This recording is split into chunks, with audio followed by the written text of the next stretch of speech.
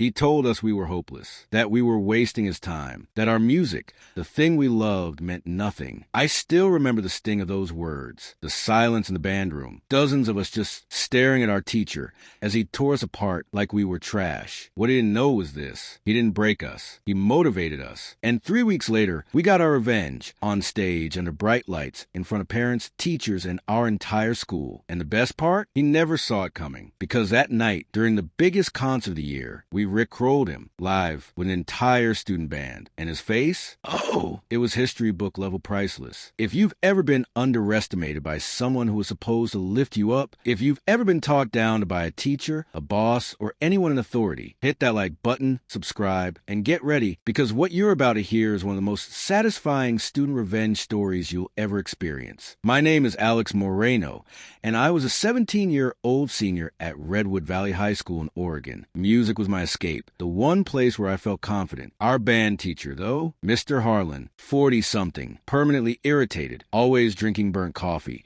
and somehow annoyed at the existence of teenagers despite choosing to work with them. He wasn't always terrible. At first, he was strict but manageable. But that year, something snapped in him. Maybe it was burnout, maybe personal issues, or maybe he just didn't care anymore. Whatever it was, we became his punching bag. One afternoon, while rehearsing a moderately challenging piece, a few brass players missed their entrances. Normal mistake, right? Not for him. He slammed his baton on the stand so hard it snapped in two. Then he shouted, and I mean shouted, "You are all hopeless." A complete waste of my time. The room froze. He pointed at us like we were criminals. You think you're talented? You're not. You're lazy. You're unprepared. And honestly, I'm embarrassed to teach you. That last line hit the hardest. It wasn't constructive criticism. It wasn't frustration. It was humiliation. I looked around the room. Some students stared at the floor. Some held back tears. Some clenched their fists. I felt something burn in my chest. Anger, yes, but also determination. If he wanted to make us feel small, well, he had no idea who he was dealing with. Every year, the honors music program students, orchestra, band, choir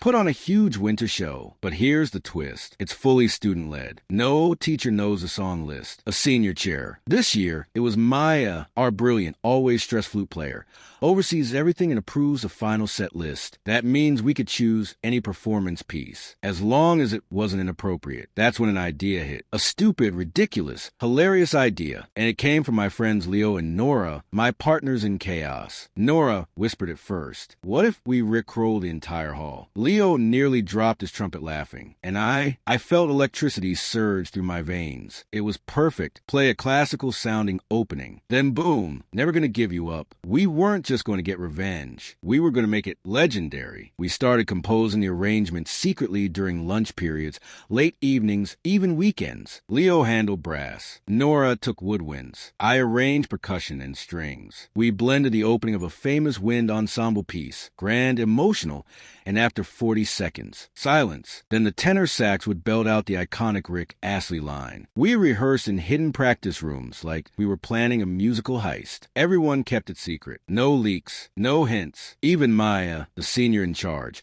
approved it with an evil grin. "This," she said, "is going to be beautiful." The auditorium buzzed with families, teachers, students, and of course, Mr. Harlan. He sat in the second row, coffee in hand, arms crossed, expecting a boring classical student show. If only he knew. We stepped onto the stage under warm yellow lights. The crowd quieted. I raised my drumsticks. My heart hammered. And then we began. Soft, elegant, smooth harmonies filled the hall. People smiled. Parents nodded proudly. 30 seconds in, everything felt calm. Then the cue came. I hit the final downbeat. The entire band froze in silence. Confused murmurs rippled through the crowd. And then, bomb. Tenor sax. We're no strangers to love. A collective gasp. Someone shouted, and oh way. Audience members started laughing. Phones came out. Kids started singing along. Parents clapped. The choir joined. Percussion went full 80s. Even the strings leaned into it. It was chaos. Beautiful, glorious chaos. Mr. Harlan's reaction. When I looked at him, I nearly broke mid-performance. His face went through 7 stages of disbelief. 1, confusion. 2, shock. 3, betrayal. 4, 4. Recognition. 5. Annoyance. 6. Defeat. 7. Accepting destiny. He literally buried his face in his hands. I swear I saw his soul leave his body for a second. Students in the crowd pointed at him laughing,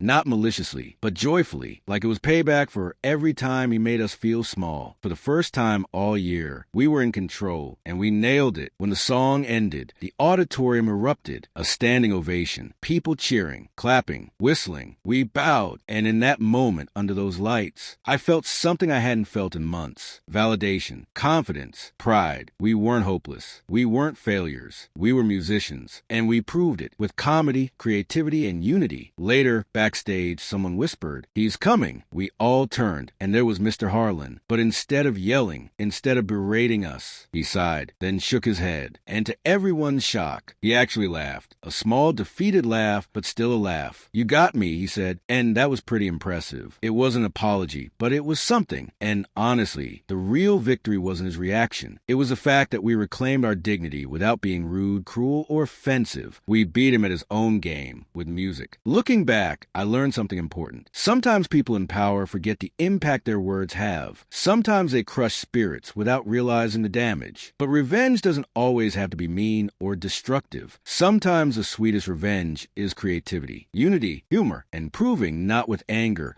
but with excellence that you are more than what someone else thinks. That night, we wrote our own story. And our teacher? Well, he got rickrolled by his own band. If this story made you smile, laugh, or feel even a little bit of justice, hit that like button. Comment below with, have you ever had a teacher who underestimated you? And of course, subscribe for more unbelievable, satisfying Reddit revenge stories. Because here, we believe justice should always come with a twist.